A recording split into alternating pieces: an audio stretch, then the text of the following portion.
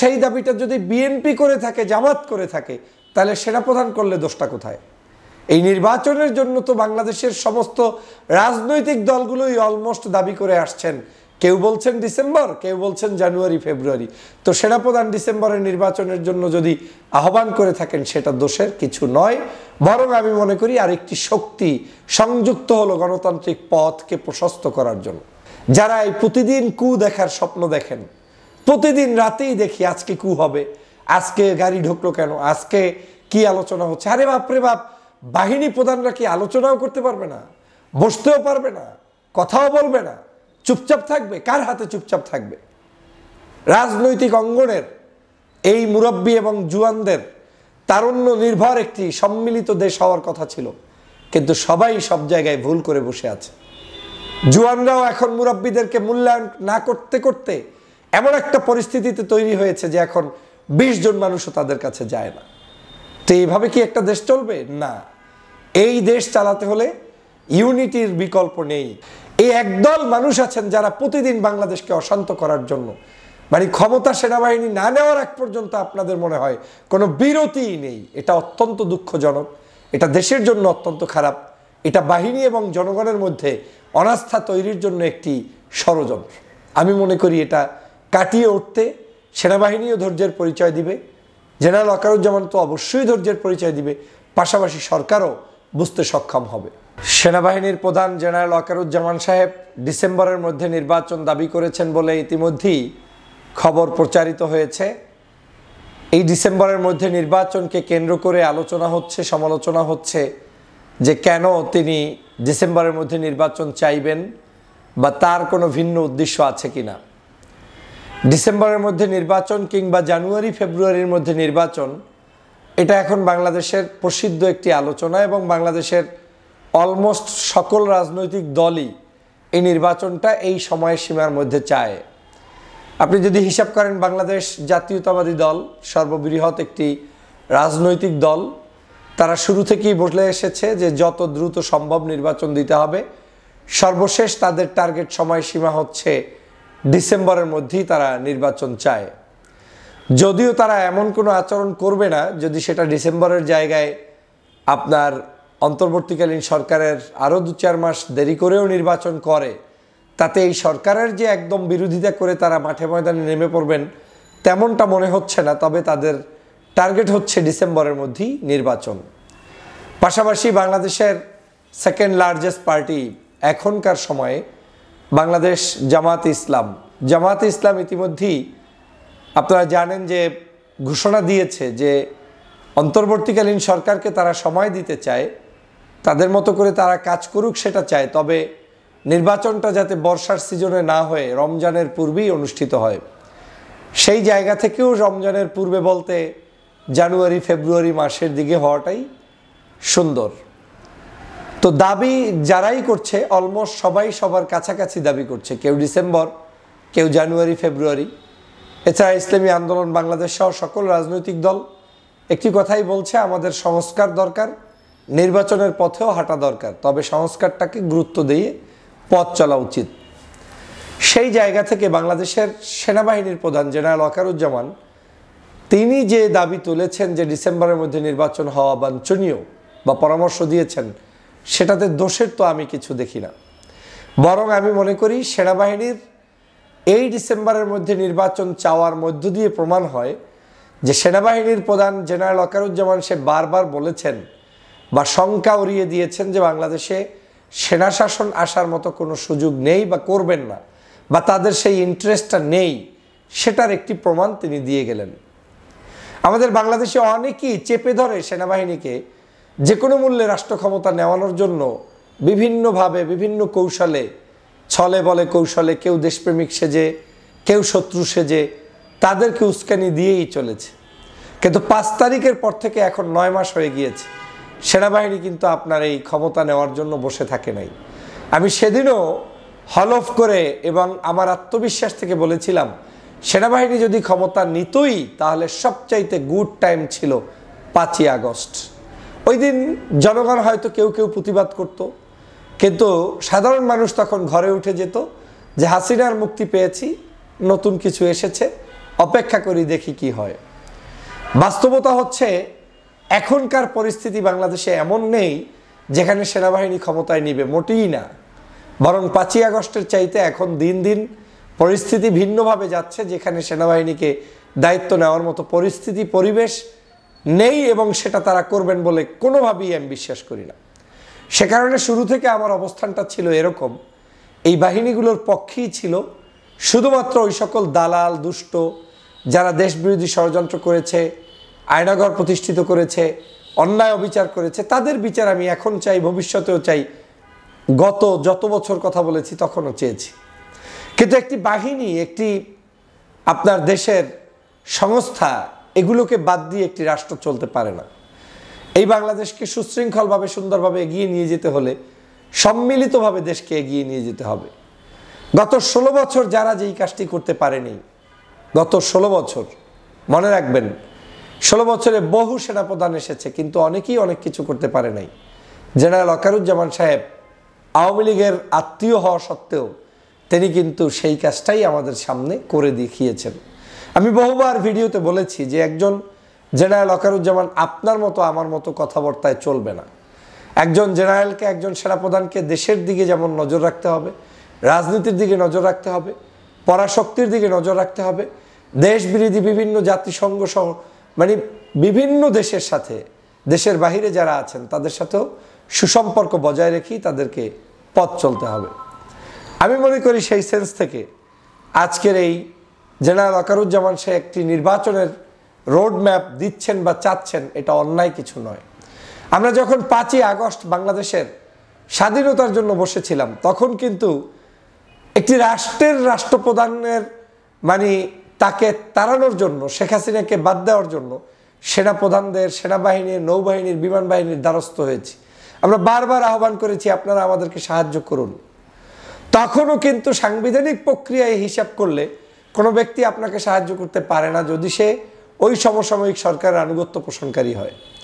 কিন্তু সরকার যখন এমন জুলুম অত্যাচার করেছে, যখন বাহিনীগুলো সেটা অনুধাবন করতে পেরেছে, তখন কিন্তু তারা জনতার পক্ষেই দাঁড়িয়েছে।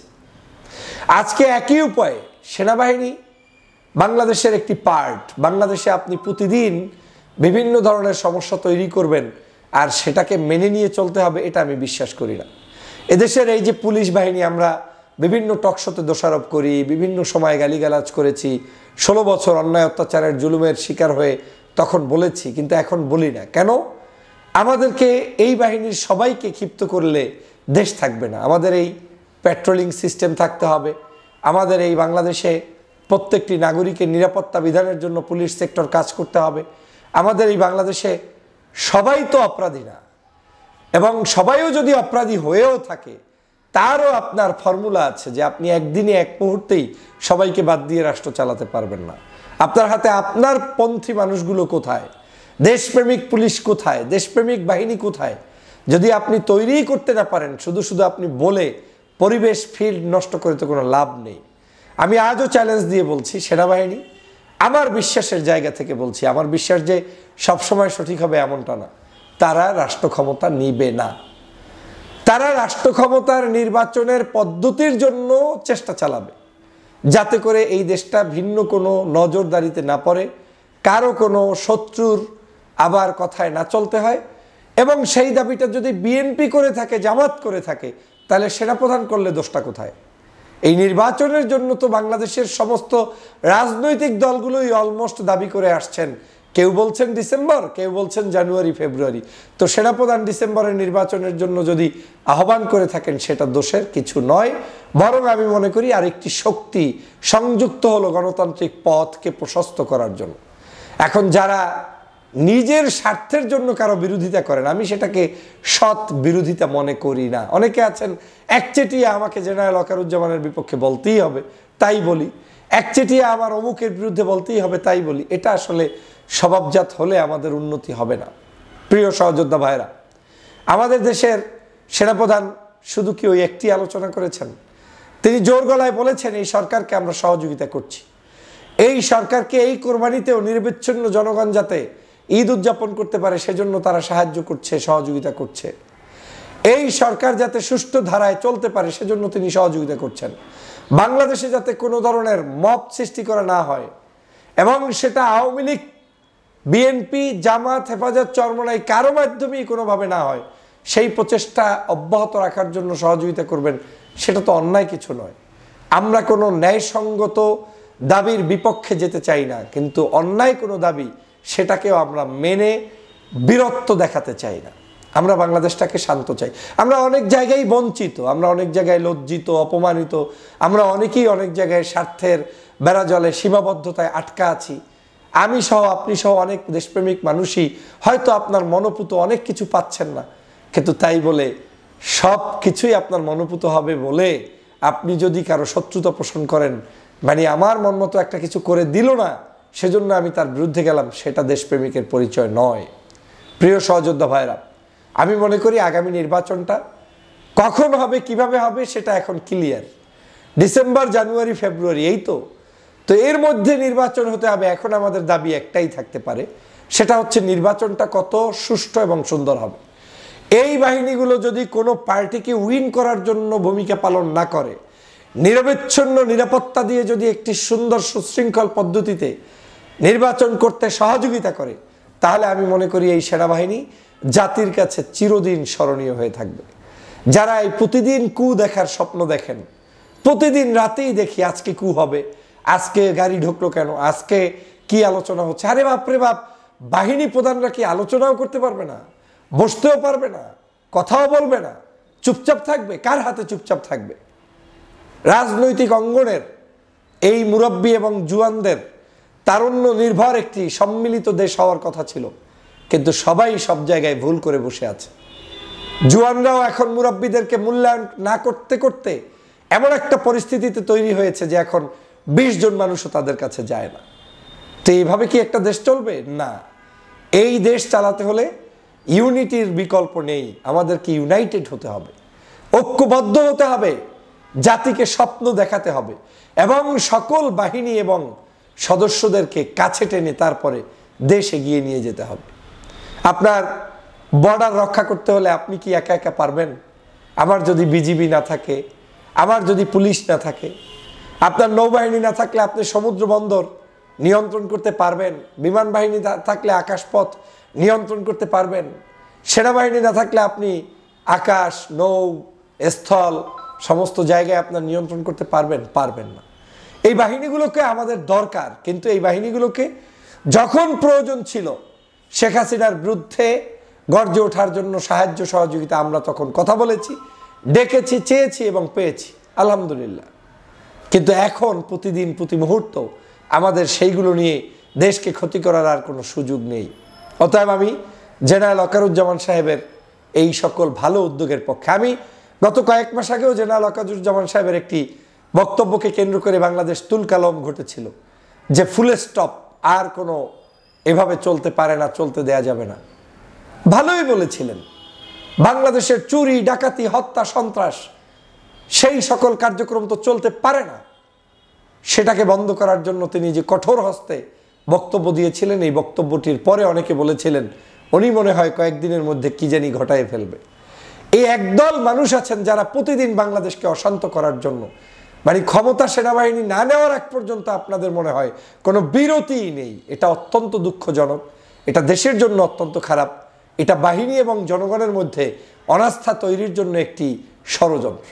আমি মনে করি এটা কাটিয়ে উঠতে সেনাবাহিনীও ধৈর্যের পরিচয় দিবে, জেনারেল ওয়াকারুজ্জামান তো অবশ্যই ধৈর্যের পরিচয় দিবে, পাশাপাশি সরকারও বুঝতে সক্ষম হবে। রাজনৈতিক দল যেটা চাইতে পারে সামষ্টিকভাবে বাংলাদেশের কল্যাণে, সেটা সেনাবাহিনী, নৌবাহিনী, বিমান বাহিনী সবাই মিলেও সেটা চাইতে পারে। আপনি যেটাকে এখন অন্যায় বলে মনে করছেন যে সে কেন চাইবে, সেই একই অন্যায়ের দাবিটা 5 তারিখের আগেও কিন্তু আপনি করেছিলেন শেখ হাসিনার বিরুদ্ধে তাকে দাঁড় করানোর জন্য। অতএব তখন কিন্তু ওই সময়ের হাসিনার আইনে ওইটা নাজায়েজ ছিল। অর্থাৎ দেশপ্রেমিক মানুষদেরকে এখন বাংলাদেশে একটি সমস্যায় জর্জরিত। এখন এত বাছবিচার না করে সম্মিলিতভাবে দেশটাকে কিভাবে এগিয়ে নেওয়া যায়, বাহিনীগুলোকে শত্রু মনে না করে বন্ধু বানিয়ে দেশকে এগিয়ে নিয়ে যাওয়া যায়, সেই পথ আমাদের প্রশস্ত করতে হবে। এবং রাজনৈতিক দলগুলো যেই দাবিগুলোর পক্ষে অবস্থান নিচ্ছে, রাজনৈতিক দলগুলোর দাবিগুলো কি সম্প্রসারিত করার জন্য আমাদের এগিয়ে যেতে হবে। মনে রাখবেন, সংস্কার যেমন প্রয়োজন, নির্বাচনও তেমন প্রয়োজন। বিভিন্ন ষড়যন্ত্র চলমান রয়েছে। এই ষড়যন্ত্র মোকাবেলা করতে হলে নির্বাচনের বিকল্প নেই, গণতান্ত্রিক সরকারের বিকল্প নেই। তাতে যত বড় রাষ্ট্র ক্ষমতাধর ব্যক্তি হোক না কেন, নির্বাচন লাগবেই। নির্বাচিত সরকার এসে জনগণের দাবি দেওয়া পূরণের জন্য তারা কাজ করবে। তবে নির্বাচিত সরকার যেই সংস্কারগুলো করবে না বলে আমরা মনে করি, সেই সংস্কারগুলো এই সরকারকে এখন এই মুহূর্তে জাতির সামনে প্রকাশ্যে আনতে হবে এবং বিচার প্রক্রিয়াকে ত্বরান্বিত করতে হবে। সবাইকে ধন্যবাদ।